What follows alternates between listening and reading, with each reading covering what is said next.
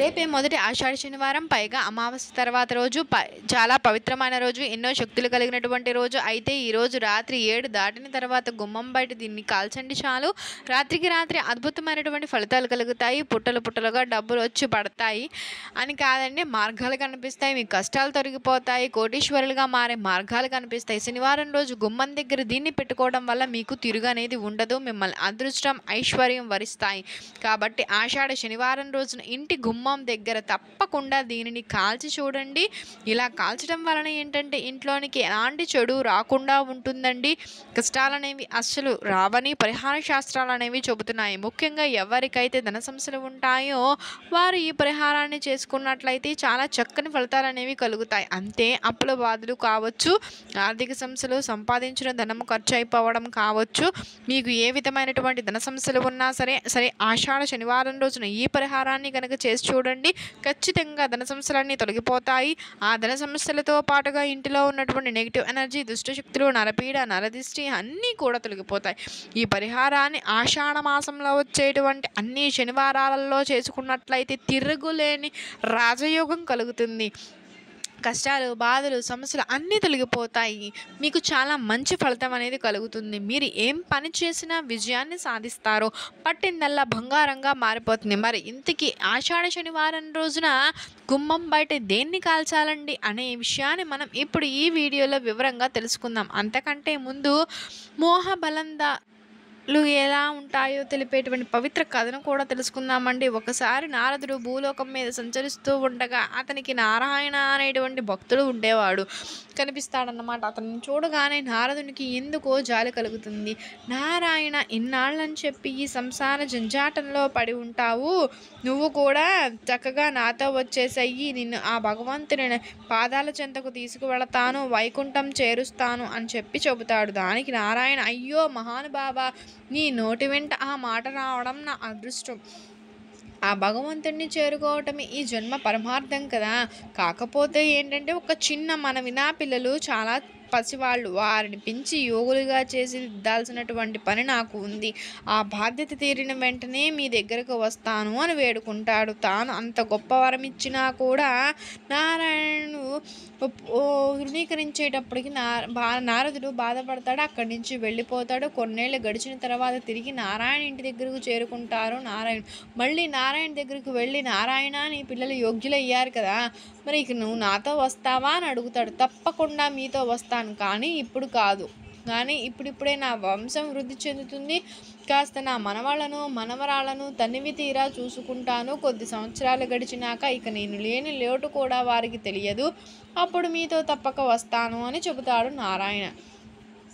నారదుడు మరొక్కసారి భంగపడి బాధపడి తన దారిన తాను వెళ్ళిపోతాడు. కానీ తన వరాన్ని వసంగినటువంటి విషయం గుర్తుపెట్టుకొని కొన్ని ఏళ్ల తర్వాత తిరిగి నారాయణ దగ్గరకు వెళతాడు. కానీ ఆ ఇంటిలోనికి అడుగు పెట్టగానే నారాయణ అప్పటికే మరణించాడన్న విషయం తెలుస్తుంది. ఇక నారాయణ ఏ దేహంలో ఉండి ఉంటాడు అని ఆలోచిస్తూ నారదుడు అక్కడి నుంచి ఉపక్రమిస్తూ ఉండగా మునివర్యులకు ప్రణామము అన్నటువంటి మాటలు వినిపించాయి. వెనక్కి తిరిగి చూడగా ఏముంది, నారాయణ ఆ ఇంటి కుక్కగా జన్మించాడని అర్థమయ్యింది. అప్పుడు ఆ కుక్క నారాయణుడితో, నారద మహర్షి, నా కోసం మీరు తిరిగి వచ్చినందుకు శతకోటి ధన్యవాదాలు. కాకపోతే చిన్న మాట అండి, మా పిల్లలు అంతులేని సంపద చేతికి రావడంతో చాలా అశ్రద్ధగా ఉంటున్నారు. అందుకే ఇంటిలోని సంపదను దొంగలు దోచుకుపోకుండా నేను ఈ ఇంటిని రాత్రింబవళ్ళు కాపాడుకుంటూ వస్తున్నాను. నా పిల్లలకు కాస్త జాగ్రత్త తెలుస్తుందన్న నమ్మకం కలగగానే నిమిషం కూడా ఆలస్యం చేయక మీ దగ్గరికి వస్తాను అని చెప్పి ప్రాధేయపడతాడు. నారదుడు నిరాశతో మళ్ళీ వెళ్ళిపోతాడు. ఇలా కొన్నాళ్ళు గడిచాయి. మళ్ళీ నారాయణ ఉండేటువంటి ఇంటికి వచ్చాడు నారదుడు. కానీ అక్కడ కుక్క కనిపించలేదు. కొద్ది రోజుల క్రితమే అది చనిపోయిందని తెలిసింది. అది తిరిగి ఏ జన్మ ఎత్తిందా అని చెప్పి యోచిస్తూ నారదుడు ఆ ఇంటి వెనకే ఉన్నటువంటి పొలంలో తిరుగుతూ ఉండగా మునివర్యులకు ప్రణామం అన్నటువంటి సుపరిచిత గొంతు వినపడింది. అటు ఇటు చూడగానే గడ్డివాము చాటున మునగ తీసుకుని ఉన్నటువంటి పాము రూపంలో నారాయణుడు కనిపిస్తాడు. నారద మహర్షి, నా పిల్లలకు డబ్బు మీద జాగ్రత్త కలిగిన మాట నిజమే, కానీ వారు మహాబద్ధకస్తులుగా మారారు. ఎప్పుడో కానీ పొలంలోకి అడుగు పెట్టరు. ఈలోగా నానా రకాల జీవాలన్నీ కూడా పొలంలో ధాన్యరాశులను ఆరగించేస్తూ ఉన్నాయి. అందును చూసుకొని పక్క పొలంలో వారు కూడా ఇక్కడ ధాన్యాన్ని తస్కరిస్తూ ఉన్నారు. అందుకని నా పొలానికి నేను అండగా ఇక్కడిక్కడే తిరుగుతూ ఉన్నాను. ఒక్కసారికి నన్ను విడిచిపెట్టి వెళ్ళండి అని చెప్పి ప్రాధేయపడతాడు. ఆ మాటలు విన్నటువంటి నారాయణుడు ఒక్క క్షణం ఆలోచించాడు. నారాయణ ఆశాపాశాలకు అంతే లేకుండా పోయిందని గ్రహిస్తాడు. ఆ వలయం నుంచి ఎలాగైనా సరే అతన్ని దాటవేయాలని అనుకుంటాడు. అంతే ఆ ఇంట్లోని వారందరినీ పిలిచి పాముని చూపిస్తాడు. పాముని చూడగానే వారంతా పాముని చంపేస్తారు. మోహంలో కన్ను మిన్ను కానరాని తనకు తగిన శాస్తి జరిగింది అని చెప్పి బుద్ధి చెప్పుకుంటూ నారాయణ తన ప్రాణాన్ని విడిచాడు. నారదునితో కలిసి ప్రయాణించేందుకు సిద్ధపడతాడు. ఇక గ్రహించాల్సినటువంటి నీతి ఏంటండి అంటే, గృహస్థాశ్రమంలో బాధ్యతలు తప్పవు, కానీ మోహబంధాలను మనం కట్టేసుకోవాలి అనేటువంటి వివేకం చాలా అవసరం. మనమే కాదండి, అన్నిటి గురించి కూడా మనం తప్పనిసరిగా ఆలోచించాలి. విషయానికి వస్తే ఆషాఢ మాసంలో వచ్చేటువంటి శనివారాలు ఎంతో పవిత్రమైనవి. ఆషాఢ శనివారం రోజున వెంకటేశ్వర స్వామి వారి గుడికి వెళ్ళినా, లేక ఇంటిలో వెంకటేశ్వర స్వామి వారిని పూజించినా చాలా మంచి ఫలితం అనేది కలుగుతుందండి. ఏం చేయలేకపోతున్నాము అంటే వెంకటేశ్వర స్వామి వారికి కనీసం దీపాన్నైనా సరే పెట్టండి. ఎవరైతే ధన సమస్యలతో బాధపడిపోతూ ఉంటారో వారు ఆషాఢ శనివారం రోజున రాత్రి 7 గంటలు దాటిన తర్వాత చక్కగా ఒక చిన్న మట్టి ప్రమిదను తీసుకోండి. ఆ ప్రమిదిలో ముందు 4 లవంగాలు వేయండి. ఆ అలానే చిన్న బెల్లం మొక్క వేయండి. అలానే పిసినంత బెల్లం మొక్క వేయండి. అలానే ఒక కరివేపాకును కూడా వేయండి. చివరిలో 2 కర్పూరపు బిళ్ళలు వేయండి. లవంగాలు చాలా శక్తివంతమైనవి. వీటి శక్తి గురించి అందరికీ తెలుసు. అందుకే పరిహారాలలో లవంగాలను యూజ్ చేస్తూ ఉంటారండి ఎక్కువగా. బెల్లం కూడా చాలా పవిత్రమైనటువంటి పదార్థం. బెల్లానికి ఆర్థిక సమస్యలను తొలగించేటువంటి శక్తి ఉంటుంది. అలానే కరివేపాకుకు, కర్పూరానికి కూడా నెగిటివ్ ఎనర్జీని, దుష్ట శక్తులను తరిమి కొట్టేటువంటి శక్తి ఉంటుంది. ఈ పదార్థాలన్నీ లక్ష్మీదేవికి ఎంతో ఇష్టమైనవి కాబట్టి వీటన్నిటిని చిన్న ప్రమిదలో వేయాలి.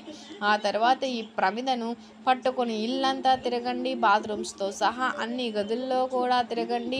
ఆ విధంగా తిరిగేటప్పుడు మీ మనసులో మీరు మాకున్న ఆర్థిక సమస్యలన్నీ తొలగిపోవాలి, మాకు ధనం కలిసి రావాలి అని చెప్పి మనసులో సంకల్పం చెప్పుకోండి.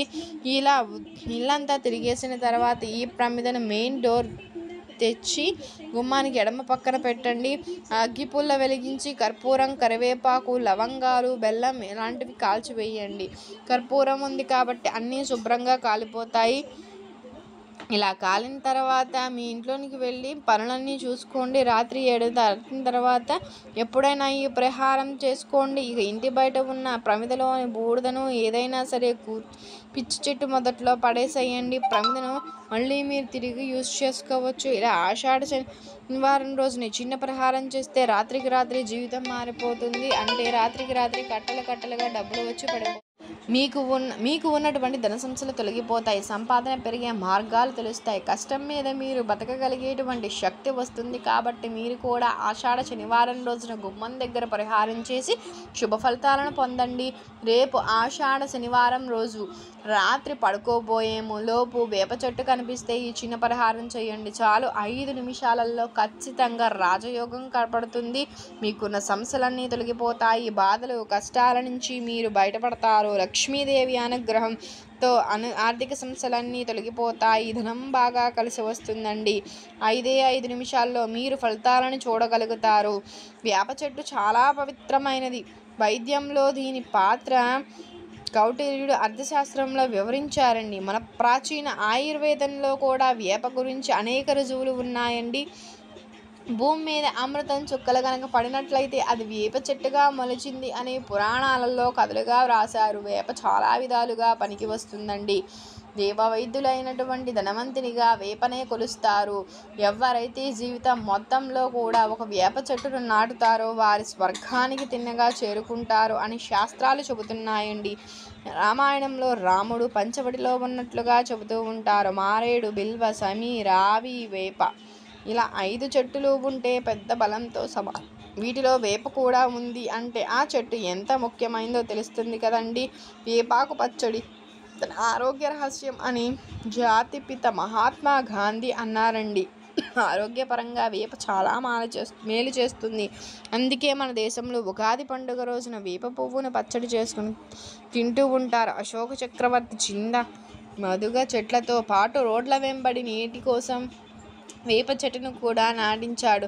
ఇప్పటికీ నీడ కోసం వేపను పెంచడానికి అందరూ ఇష్టపడుతూ ఉంటారు. గాలిని శుభ్రపరిచే గుణం వేపాకుకు కలదండి.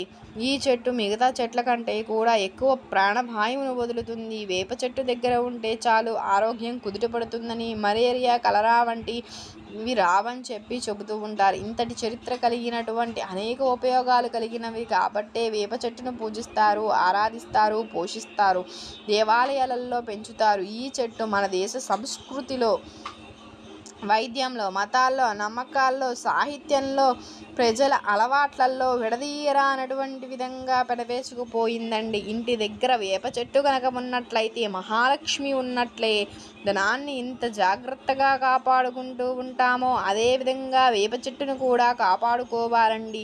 ఇంతటి విశేష ప్రాముఖ్యత కలిగినటువంటి వేప చెట్టు శనివారం రోజు ఏ సమయంలో అయినా సరే మీ కంటికి కనపడినట్లయితే ఒక్క పని చెయ్యండి చాలు.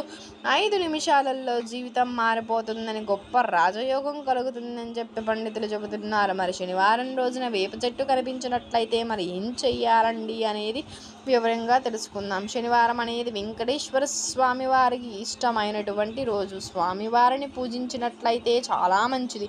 వెంకటేశ్వర స్వామి అంటే విష్ణుమూర్తి అవతారం కదండి. విష్ణుమూర్తికి, లక్ష్మీదేవికి ఎంతో ఇష్టమైనటువంటి చెట్టు వేప చెట్టు. శనివారం రోజు పడుకునేలోపు ఎప్పుడైనా సరే వేప చెట్టు కనిపిస్తే ఆ వేప చెట్టు దగ్గరకు వెళ్ళి కొంత నీటిని చెట్టుకు సమర్పించండి. తర్వాత వేప చెట్టు చుట్టూ 11 ప్రదక్షిణాలు చేయండి. ప్రదక్షిణాలు చేసేటువంటి సమయంలో ఓం శ్రీం శ్రీయై నమః అనే మంత్రాన్ని 11 సార్లు జపించండి. ఆ విధంగా ప్రదక్షిణాలు చేసిన తర్వాత వేప చెట్టు కింద ఒక 5 నిమిషాలు కూర్చోండి. ఒకవేళ మీకు వేప చెట్టు కనుక కనిపించకపోతే మీరే వేప చెట్టు దగ్గరకు వెళ్ళి ఈ ప్రక్రియ అంతా కూడా చెయ్యండి. ఇలా ఈ చిన్న పని చేయడం వలన 5 నిమిషాలలో మీకు ఏదో ఒక మంచి జరుగుతుంది. కావాలంటే చేసి చూడండి, మీరే ఫలితాలను అనుభవిస్తారు. అంతేకాదండి, వేప చెట్టు నుంచి వచ్చేటువంటి గాలి చాలా మంచిది కాబట్టి మీరు వేప చెట్టు దగ్గర కాసేపు కూర్చోవడం వలన మీ మనసుకు కూడా చాలా ప్రశాంతత కలుగుతుందండి. లక్ష్మీదేవి అనుగ్రహం సిద్ధిస్తుంది. అందువలన ప్రతి ఒక్కరు కూడా రేపు శనివారం రాత్రి పడుకోలేని లోపు వేప చెట్టు దగ్గర ఈ చిన్న పనిని చేసి 5 నిమిషాలలో ఫలితాన్ని పొంది లక్ష్మీ కటాక్షంతో సంతోషంగా జీవించండి. మీకు కనుక ఈ వీడియో నచ్చినట్లయితే లైక్ చేయండి, షేర్ చేయండి, సబ్స్క్రైబ్ చేయడం మర్చిపోకుండా. కొత్తగా వాచ్ చేస్తున్నట్లయితే థ్యాంక్ యూ ఫర్ వాచింగ్.